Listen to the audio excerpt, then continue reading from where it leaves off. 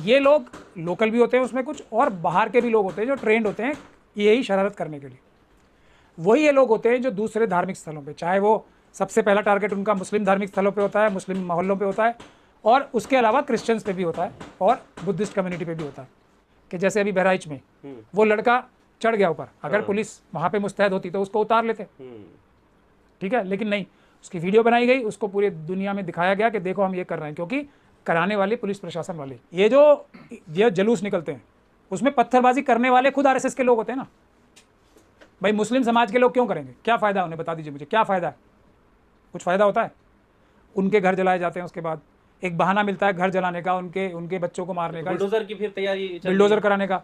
तो मुस्लिम समाज के लोग लॉजिकली सोचिए नहीं करेंगे, ये आरएसएस के लोग ही करते हैं जाके। उत्तर प्रदेश के बहराइच से दिल दहला देने वाली खबरें सामने आ रही हैं, और जो तस्वीरें हैं वो अपने आप में काफी कुछ बयां कर रही हैं। आखिर धर्म के नाम पर इस देश की संपत्ति को कब तक जलाता जाया रहेगा? और जो कहा यह जा रहा है ना कि ये पहला मामला नहीं है, आप देखें कि इन दौरान जितने भी धार्मिक त्योहार यात्रा हो रही हैं, कहीं ना कहीं से इस तरह की खबरें आ जाती हैं। हमारे साथ सुप्रीम कोर्ट के वकील महमूद प्राचा जी हैं, इनसे हम बात करते हैं। सर, धर्म के नाम पर जो ये उन्माद फैलाया जा रहा है, इसमें संपत्तियों को नुकसान पहुंचाया जाता है, ये कब तक होता रहेगा? कैसे इसमें सुधार आएगा?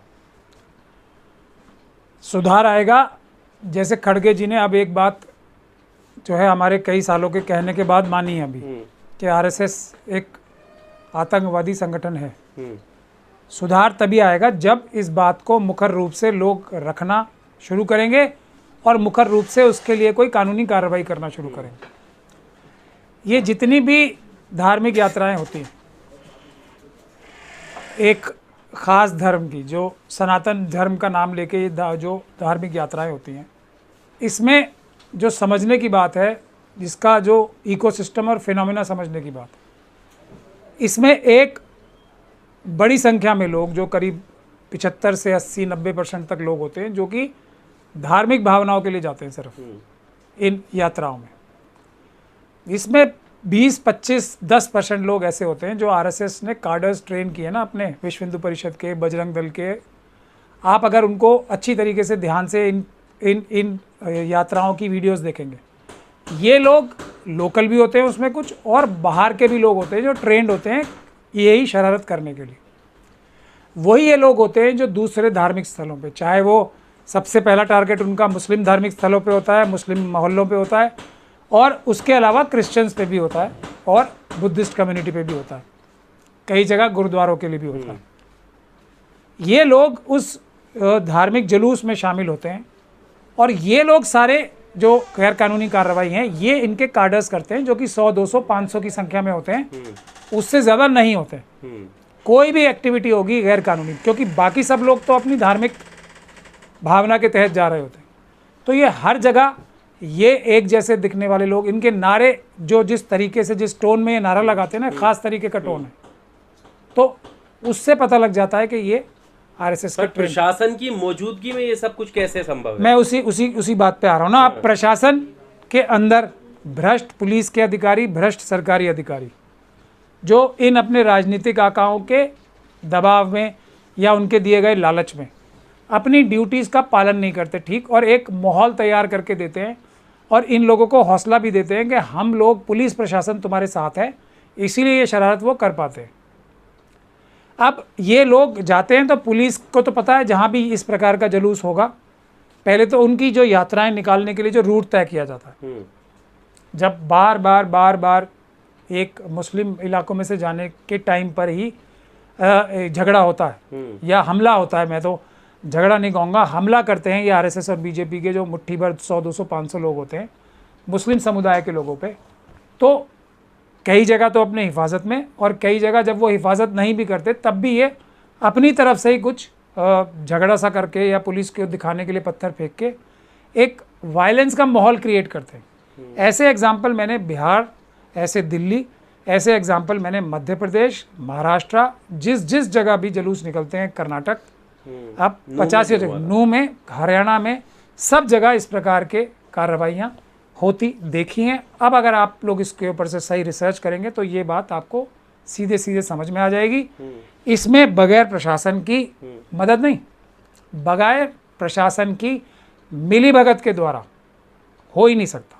अगर प्रशासन, आप प्रशासन पे मैं बिल्कुल गंभीर आरोप लगा रहा हूँ, क्योंकि ये एक वन ऑफ घटना नहीं है जो कभी 10 साल में एक बार हो गई, ये तो हर बार हो रही है अब तो प्रशासन के लिए ये कोई हैरानी या आश्चर्य की बात नहीं है।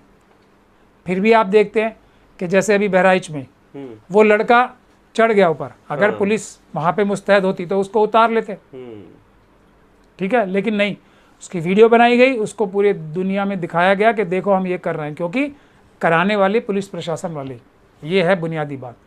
उसके बाद आरएसएस के लोग अपने खुद के लोगों का भी सैक्रिफाइस करने से भी नहीं हिचकते हैं।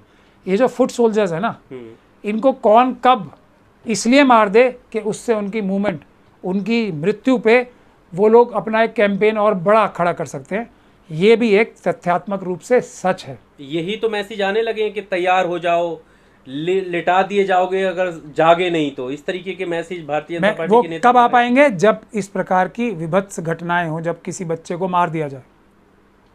अगर किसी मुस्लिम कम्युनिटी के व्यक्ति ने भी नहीं मारा, या किसी ने जो ये क्रिश्चियंस के खिलाफ करते हैं वो भी नहीं हमला करेंगे, तो ये स्वयं भी, ये इस मानसिकता के लोग हैं, स्वयं भी अपने ही काडर्स के लोगों को मारने से नहीं हिचकिचाएंगे, ताकि एक माहौल बनाया जा सके। ये है जिस पे इन्वेस्टिगेशन होनी चाहिए।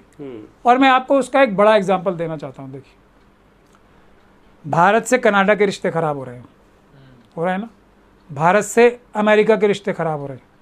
क्यों? इतनी सीरियस बात है। और उसके बाद ये देखिए, कनाडा में जो कुछ अपराधियों ने, भारत की जो नीति है ना, वो कभी भी किसी दूसरे देश में जाके अपराध करने की है ही नहीं, हो ही नहीं सकती।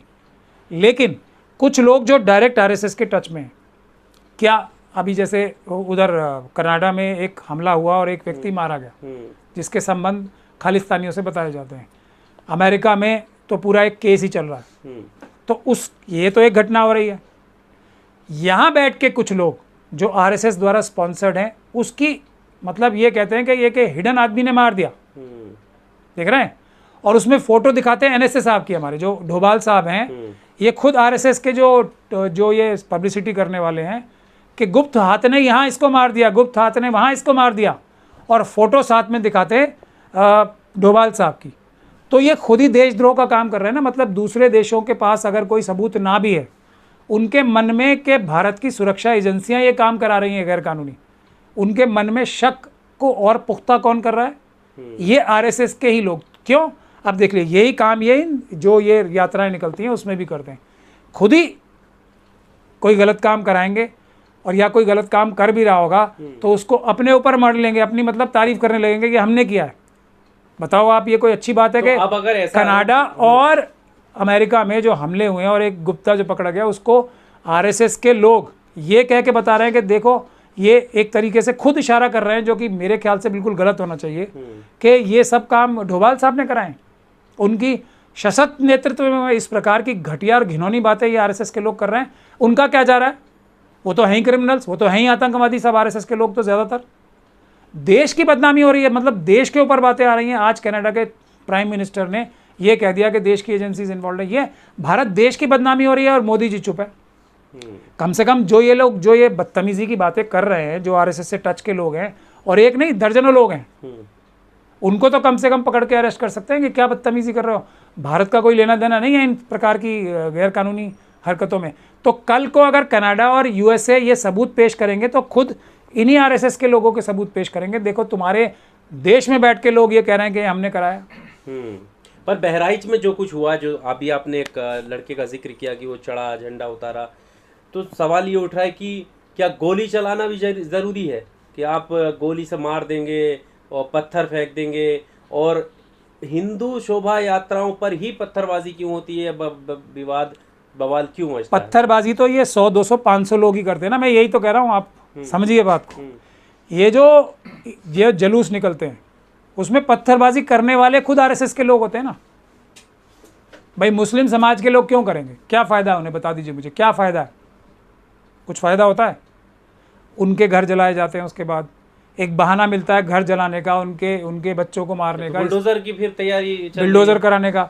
तो मुस्लिम समाज के लोग लॉजिकली सोचिए नहीं करेंगे, ये आरएसएस के लोग ही करते हैं जाके, उसमें अपने लोगों को भी नुकसान पहुंचाते हैं। खुद अपने जलूस में शामिल जो निर्दोष जो सनातन धर्म के मानने वाले लोग हैं उनको भी नुकसान पहुंचाते हैं खुद।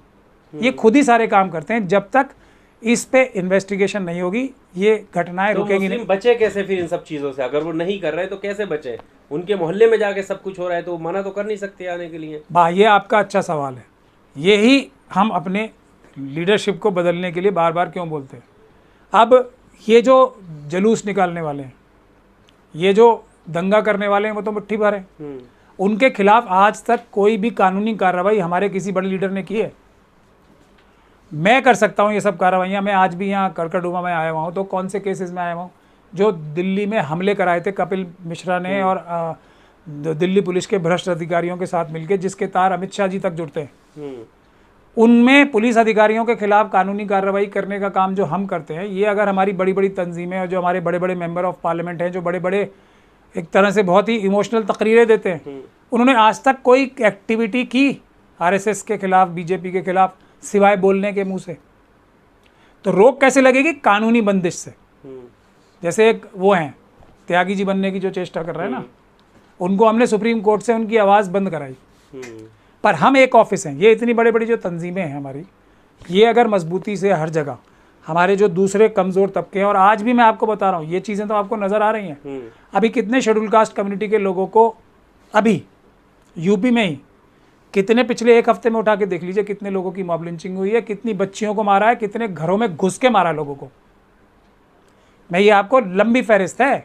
मुसलमानों के साथ उतना हो नहीं रहा। मतलब ये जो मजलूमियत की हमारी जो दोनों मजलूमों का गठजोड़ है, उसको मजबूत करने के लिए कोई हमारा मुस्लिम लीडर काम कर रहा है बड़ा, मुंह दिखाने के लिए नहीं कि हाँ जी हम, और शब्द भी ऐसे का प्रयोग करते हैं जो हम लोगों को नहीं करना चाहिए। हमें तो शेड्यूल कास्ट ही बोलना चाहिए ना, या जो बाबा साहब के टाइम का वर्ड है माइनॉरिटी बोलना चाहिए। पर जो कोई गैर पर बोलते हैं उनको वो जो द से शब्द आता है वो बोलते हैं, तो वहां से शुरुआत ही गलत होती है ना। तो गैर संवैधानिक काम जो हो रहे हैं उनको रोकने के लिए, संवैधानिक दायरों में लाने के लिए और क्या संवैधानिक कार्रवाई होगी अगर हम इन लोगों के खिलाफ, पुलिस के अधिकारियों के खिलाफ, ये जो 50, 60, 100, 200, 500 हमला करने वाले आते हैं, उनके खिलाफ मजबूत कानूनी कार्रवाई करेंगे, तभी ये हमले रुकेंगे। उनको कोई फर्क नहीं पड़ रहा ना, ये मरने से तो उनको और फायदा होगा। उनके पास कोई बेवकूफ़ बनाने के लिए, ये तो उस माँ से पूछो जिसकी माँ बच्चे को गोली लग गई, और उस माँ का जो एक दर्द का रिश्ता होगा ना, वो उन सभी से होगा जिनके घर तोड़े और जलाए जा रहे हैं। लेकिन ये होने नहीं देंगे आपस में। आज भी मैं एक केस करके आ रहा हूँ, उसमें अब जो हिंदू पक्ष के लोग भी मारे गए हैं, हालांकि वो नंबर में बहुत कम है, वो लोग भी आके कहते हैं कि जी हमें तो इनको आरएसएस और बीजेपी वालों ने लड़वा दिया, हमारी आपस में तो कभी लड़ाई हुई नहीं है कोई। तो ये चीज़ें वो परिवार लेकिन वही रियलाइज़ करते हैं जिनके साथ घटना हो जाती है, दुर्घटना हो जाती है। बाकी सब लोगों की तो राजनीतिक रोटियां सिक रही हैं ना। इस तरफ वाले भी लीडर्स मज़े ले रहे हैं और उस तरफ वाले भी मज़े ले रहे हैं, दोनों एक दूसरे को गाली दे के मज़े ले रहे हैं। और गाली भी वो नूरा कुश्ती हो रही है, मतलब गाली असली गाली नहीं है। असली गाली तो वो होती है जी मजबूती से, इतने बड़े बड़े जो वकील हैं, विदेशों से पढ़ के आए हैं जो हमारे वकील, वो अगर कोर्ट में कानूनी कार्रवाई करें मोहन भागवत जी के खिलाफ, तो मैं देखता हूँ क्या होता है। जितनी ज़बान से बोल सकते हैं वो वही करें। मैं तो छोटा वकील हूँ, जब मैं इतने काम कर सकता हूँ तो बड़े वकील, विदेशों से पढ़े हुए वकील और मुझसे अच्छा बोलने वाले, मुझसे अच्छी समझ रखने वाले लोग करेंगे तो कितनी मजबूत कार्रवाई होगी। वो नहीं होगी तो बाकी सब तो ये नूरा कुश्ती है, आपस में दोनों एक दूसरे को गाली दो और दोनों मज़े लो और दोनों अपने आप को लीडर बनाओ।